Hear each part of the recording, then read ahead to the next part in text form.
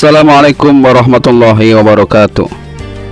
Jumpa lagi di channel Amin Al-Amrur. Alhamdulillahi rabbil alamin. Allahumma sholli ala Sayyidina Muhammad wa ala ali Sayyidina Muhammad. Bersyukur kepada Allah subhanahu wa ta'ala, bersalawat kepada baginda Rasul Muhammad sallallahu alaihi wasallam.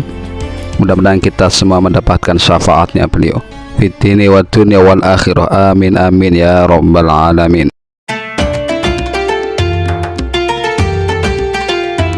Syekh Abdul Qadir Al-Jailani berguru kepada Syekh Ahmad radhiyallahu anhu.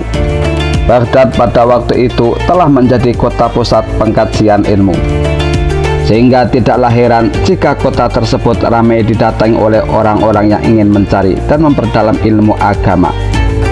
Atas dasar itulah yang mendorong Syekh Abdul Qadir Al-Jailani untuk menimba ilmu di sana. Meskipun tidak sedikit kesulitan yang dialami, namun tidaklah menggoyahkan semangat belajarnya. Beliau selalu bermujahadah, memerangi hawa nafsu dengan berpuasa serta tidak mau meminta makanan kepada siapapun, meski perutnya terasa lapar karena beberapa hari belum terisi.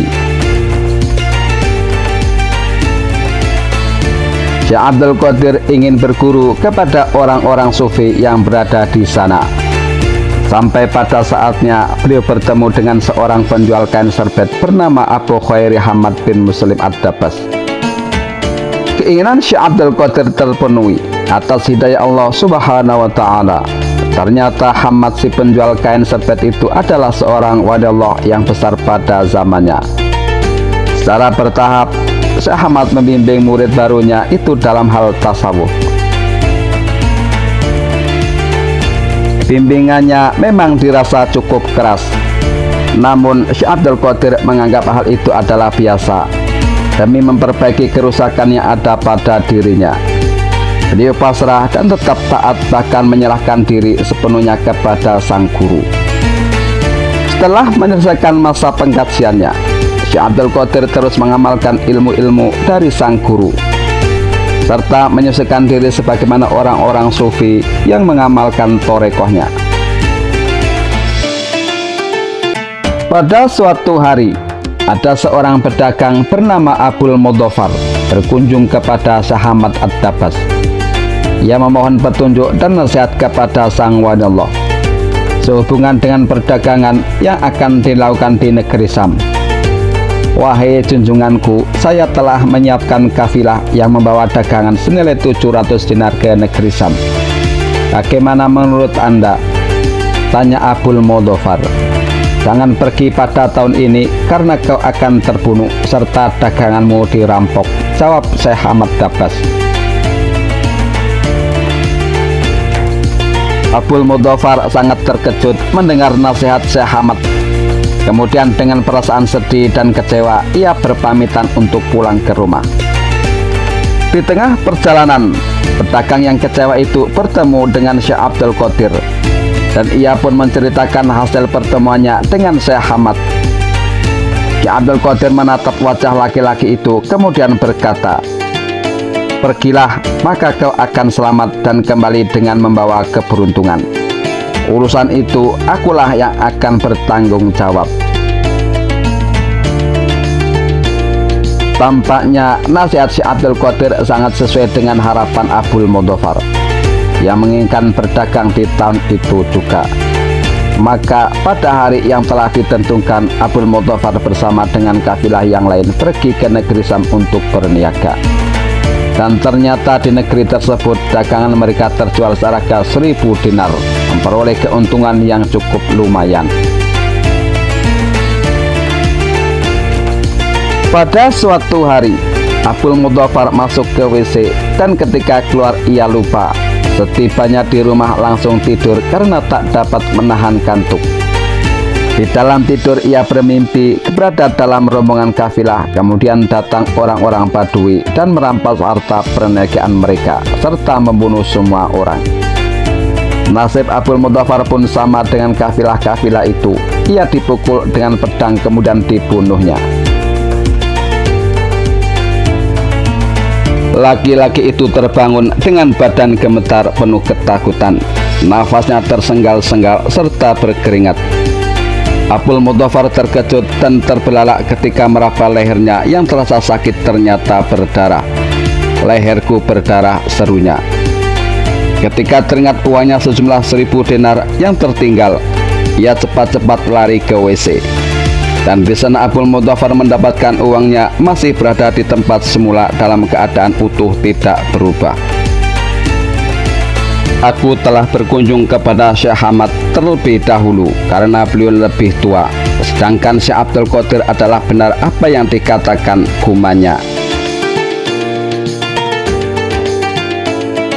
Suatu hari Syekh Ahmad radhiyallahu anhu berkunjung kepadanya dengan memberi saran, "Wahai Abdul Mudzaffar, berkunjunglah engkau kepada Syekh Abdul Qadir Al-Jailani. Karena ia dicintai Allah, sesungguhnya beliau telah memohon kepada Allah untukmu sebanyak 17 kali.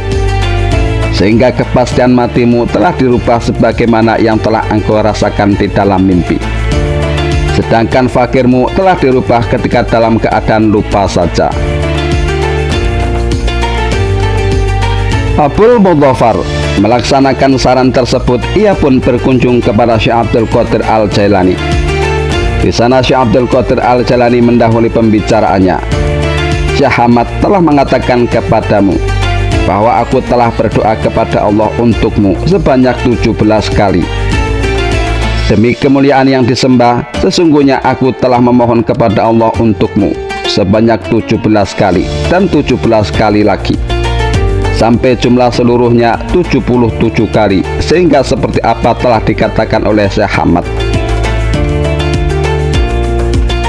Banyak kisah menarik tentang karamah wali Syekh Abdul Qadir Al-Jailani. Karamah wali yang dimilikinya merupakan pemberian dari Allah Subhanahu wa Ta'ala. Terlebih ia merupakan rajanya para wali. Jika membahas tentang karamah Syekh Abdul Qadir Al-Jailani seakan tidak habisnya. Bahkan tanda-tanda dari karamah beliau telah ditunjukkan sejak bayi. Suatu hari Syekh Abdul Qadir Al-Jailani pernah ditantang oleh seorang Yahudi untuk membuktikan kewaliannya. Bahkan orang Yahudi itu meremehkan kewalian Syekh Abdul Qadir Al-Jailani pada saat itu. Ia memberikan tantangan bahwa Syekh Abdul Qadir Al-Jailani harus menemukan kuburan kakeknya yang telah meninggal 500 tahun silam. "Wahai Syekh Abdul Qadir Al-Jailani, benarkah kau ini seorang wali?" tanya orang Yahudi itu. Mendengar pertanyaan orang Yahudi itu, Syekh Abdul Qadir Al-Jailani lantas menanyakan apa yang ia inginkan. "Jika benar apa yang kau inginkan, wahai orang Yahudi," jawab sekaligus tanya Syekh Abdul Qadir Al-Jailani, "Tolong tunjukkan kepadaku, di sebelah sana ada kuburan sebesar dan ada setidaknya 500 mayat yang dikuburkan di sana. Jika engkau memang walinya Allah, mestinya kau tahu di mana kuburan kakekku," ucap orang Yahudi itu. "Kalau engkau memang rajanya wali, wahai Syekh Abdul Qadir Al-Jailani, panggillah kakekku agar beliau datang kepadaku, atau tunjukkan di mana kuburnya," tantang orang Yahudi itu. Setelah itu, Syekh Abdul Qadir Al-Jailani menghampiri kuburan yang berjajar tersebut. Di depan kuburan itu, Syekh Abdul Qadir Al-Jailani terdiam sejenak. Kemudian beliau berteriak dan berkata, "Wahai ahli kubur, bangunlah kalian semuanya," ucap Syekh Abdul Qadir Al-Jailani. Atas kehendak dan ridha Allah Subhanahu wa Ta'ala, bangunlah satu persatu mayat yang berada di dalam kuburan itu. Kemudian setelah para mayat itu bangkit, salah satu mayat bertanya,